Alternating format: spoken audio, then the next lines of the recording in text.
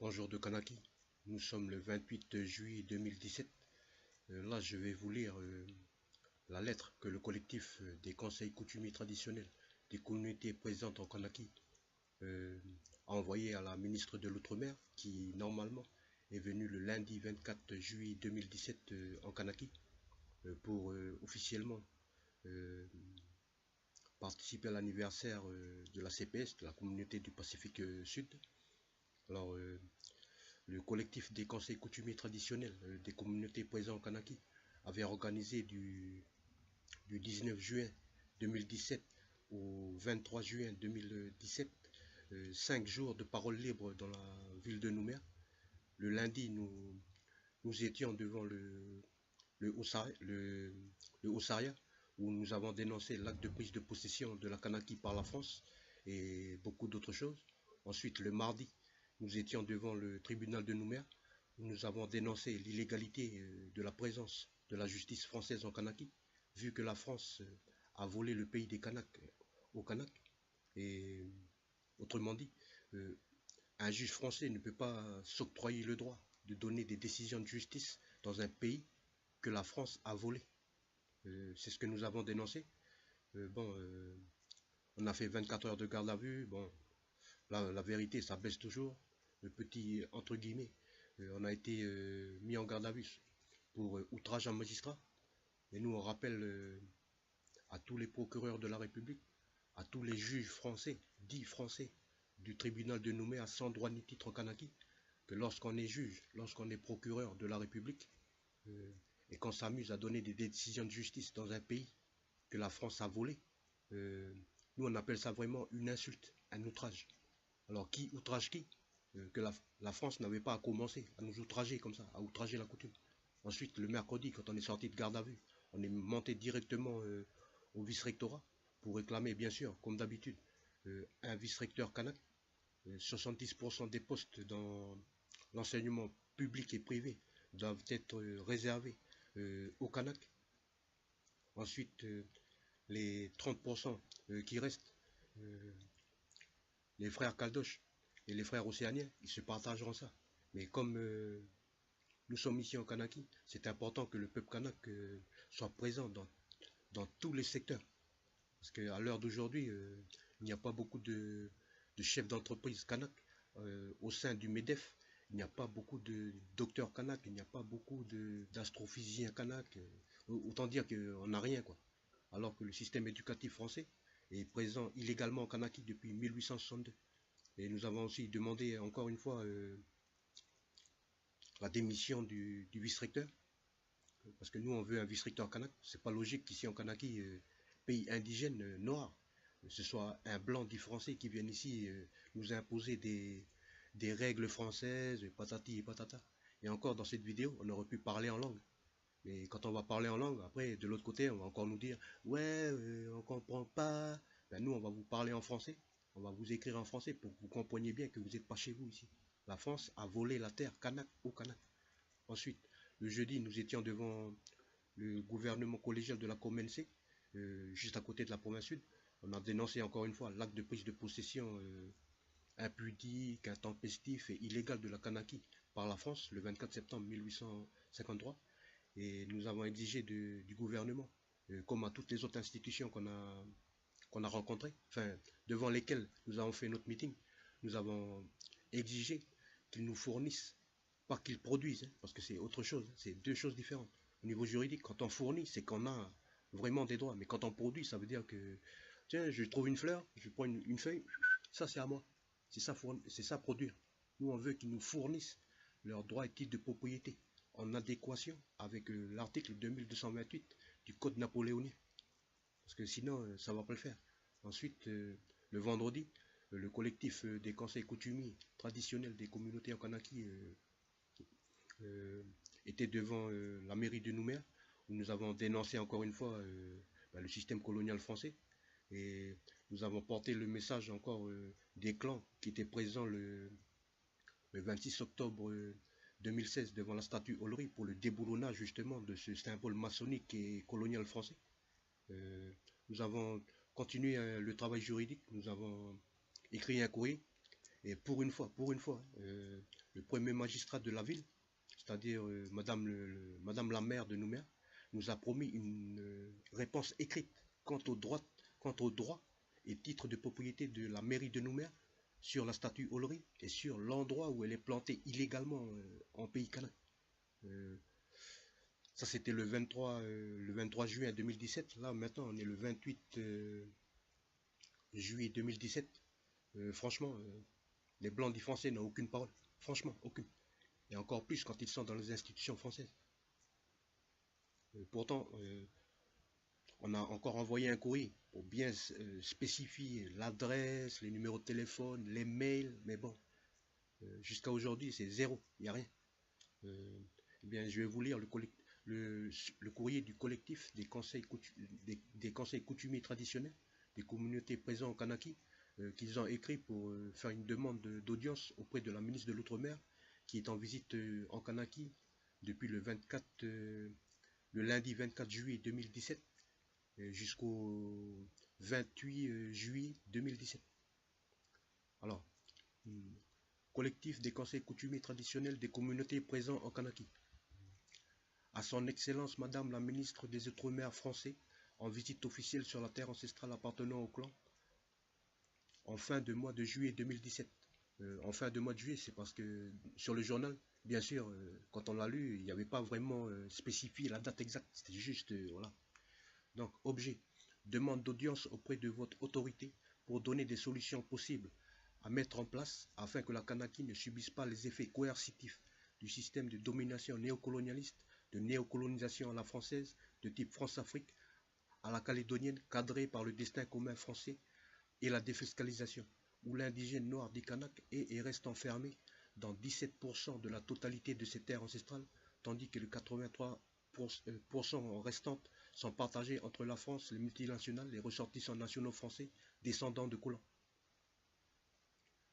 Votre Excellence, Madame la ministre des Outre-mer français, Mesdemoiselles, Mesdames et Messieurs du cabinet du ministère des Outre-mer, Monsieur le Haut-Serre de la République, Mesdemoiselles, Mesdames et Messieurs du cabinet du Haut-Commissariat, salutations et bonjour à votre autorité respective du droit, de la coutume et de la terre, de l'article 75 de la Constitution française du 4 octobre 1958, du traité de protectorat du 1er janvier 1844, du document ONU A61L.67 du 13 septembre 2007, de la résolution ONU 1514 du 16 décembre 1960, de la résolution ONU 4141A du 19 décembre 1960, de la convention de l'OIT numéro 169 du 27 juin 1989, de l'arrêté Guilain de 1867, de 1868, de 1877,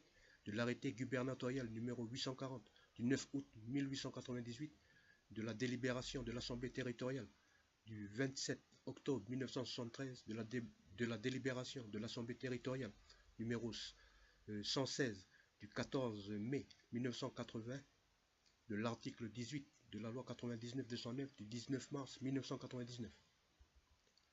Après 5 jours de parole libre dans la ville blanche de Nouméa, du 29 juin au vendredi 23 juin 2017, le constat pour la colonie française de la Nouvelle-Calédonie est accablant.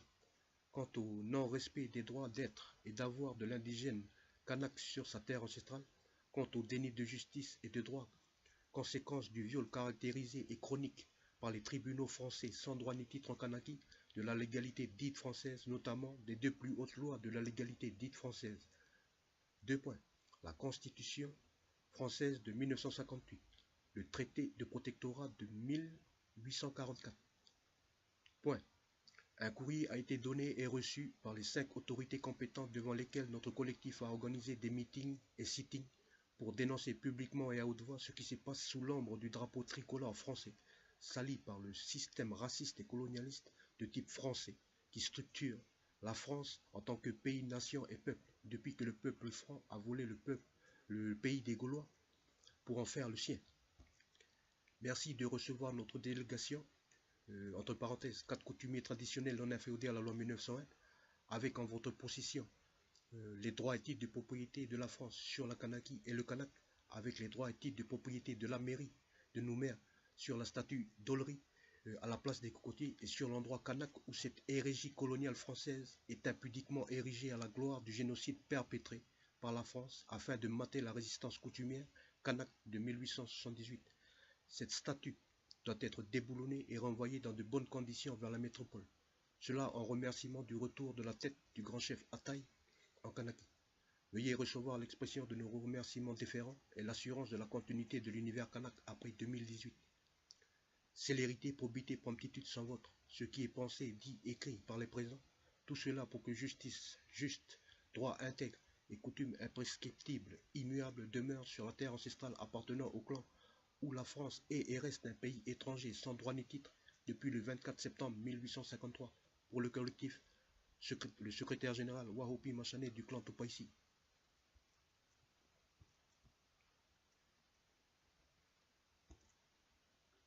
Voilà, je vous ai fait une lecture rapide de la demande d'audience. Là, on ne sait pas encore si nous allons être reçus, mais ça ne fait rien. Les courriers sont tamponnés. Il y a toujours l'article 127 du livre 3 du Code du contentieux administratif qui veut dire simplement qui ne dit mot consent. Si elle ne répond pas à nos courriers, ça veut dire que automatiquement la France est sans droit ni titre. Et de toute façon, on sait qu'elle est sans droit ni titre. Alors, cette vidéo, c'est pour bien montrer combien c'est violent cette visite de Madame la ministre de l'Outre-mer. Violent pourquoi? Parce que la Kanaki, elle a 24 sortes de minerais dans 13 races et 13 races de poissons migratoires. On ne compte pas les ressources d'hydrocarbures et les substances nutritives, nutritionnelles que contient la Kanaki et l'océan qui entoure la Kanaki. Enfin, ce sont les grandes lignes. Ensuite, ce qui est important pour que notre peuple sache bien ce qu'est une ministre des Outre-mer, en fin de compte, c'est juste un haut fonctionnaire, un fonctionnaire français qui est là pour gérer les colonies françaises. Parce que les dom-tom, les Outre-mer, c'est juste un terme générique pour cacher le fait colonial français qui continue, qui dure et perdure outre mesure ici en Kanaki, en Guadeloupe, en Guyane, aux Antilles et tout partout là où la France elle a été implantée. Et même en Afrique, il y a encore en 2017 14 pays francophones africains décolonisés, mais qui continuent de payer la dette coloniale française. Alors nous, si jamais on est reçu, nous on demandera simplement à la ministre ce que nous avons toujours demandé, ce que nous avons toujours exigé des Auxerre. Premièrement, les droits et titres de propriété de la France sur le Kanak et la Kanaki depuis le 24 septembre jusqu'à ce jour. Deuxièmement, le règlement. Deuxièmement, la restitution pure et simple de toutes les terres ancestrales kanak volées par la France. Ensuite, la décolonisation de la nation indigène kanak au terme du document ONU A61L.67 du 13 septembre 2007, au terme de la résolution ONU 1514, au terme de la résolution ONU 4141A, au terme de la convention de l'OIT numéro 169. Quand la France commencera à appliquer rien que ça, on pourra dire qu'elle pourra être, bon, un peu, hein, juste un peu, le pays des droits de l'homme. Parce que, entre parenthèses, c'est le pays des droits de l'homme, mais les droits de l'homme blancs et francs-maçons. Ok. Ensuite, que nous demanderons bien sûr à la ministre des Outre-mer, c'est de régler, de faire tout ce qui est en son pouvoir, son petit pouvoir de ministre de l'Outre-mer. Est-ce qu'elle est capable de faire en sorte de redorer le blason de la France, cela en faisant en sorte que la France règle, premièrement, le contentieux historique, deuxièmement, la dette coloniale, troisièmement, la dette de sang versé, quatrièmement, la dette d'honneur. Ensuite, on parlera un peu de, vous voyez ce qu'on a parlé tout à l'heure, les ressources naturelles, les minerais, tout ça. Ben, on va lui dire simplement, la France, c'est bien un pays qui fait partie de l'ONU. La France, c'est bien un pays qui est régi par le droit international et les lois internationales. Alors le droit international dit ceci, quand une structure, quand un pays arrive dans un autre pays, il y a des droits d'entrée. Nous, on veut que les clans touchent des royalties pour toute activité économique qui se passe sur leur terre ancestrale. Et jusqu'à ce jour, il n'y a qu'un seul clan. Ça se passe du côté de, de Ponériouin. De Ponériouin, il n'y a qu'un seul clan et il touche 47 francs la tonne de terre. 47 francs la tonne. Non, là, ça ne va pas le faire. Ensuite, nous demanderons à la ministre de l'Outre-mer de faire, de faire son possible avec le peu de pouvoir qu'elle a. Voilà. Euh, pour mettre en place, pour ne pas interférer dans la mise en place de la loi Brotte ici. La loi Brotte, c'est une loi qui interdit toute coupure d'eau. Parce que depuis 2013, 2014 et 2015, toute coupure d'eau dans la légalité française, c'est illégal. Même pour facture impayée. Alors nous, on a déjà contacté plusieurs politiciens, on a déjà contacté des associatifs, on a déjà contacté des syndicalistes. Oh là là, c'est même pas la peine.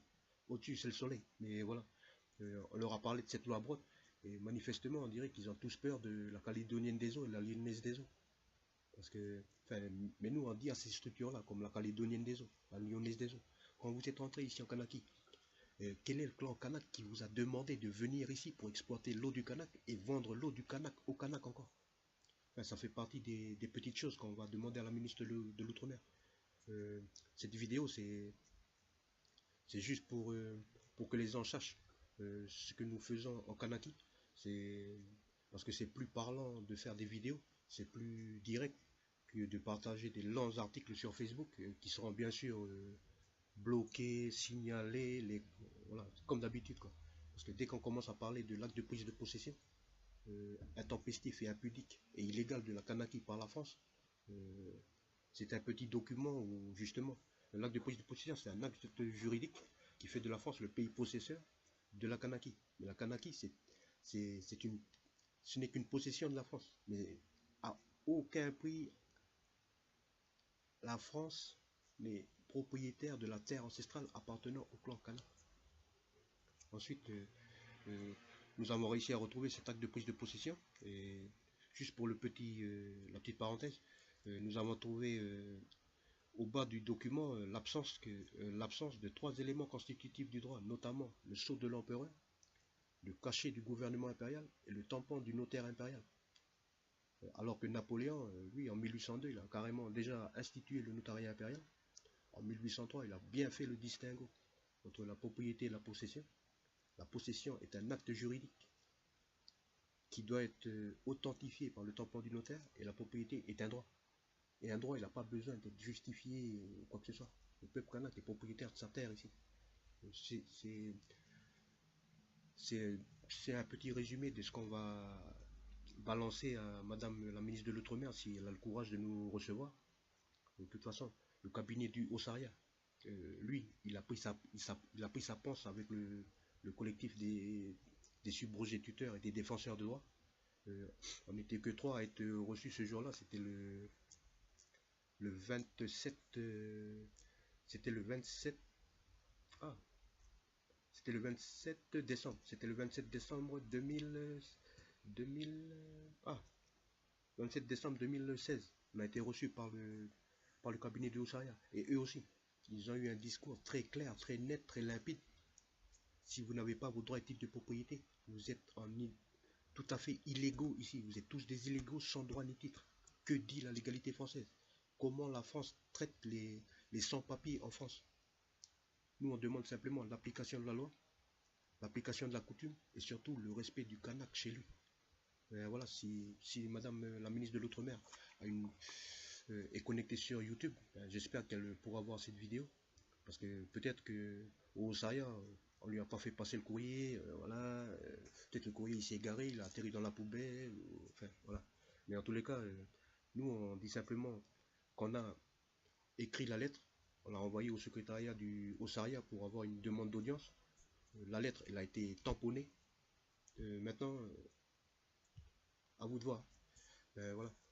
Kanaki, il faut que ça reste un pays beau et agréable à vivre. Et le Kanak il doit continuer à résister pour faire valoir ses droits ici, pour que ses enfants plus tard puissent continuer à bien vivre chez eux. C'est Oleti.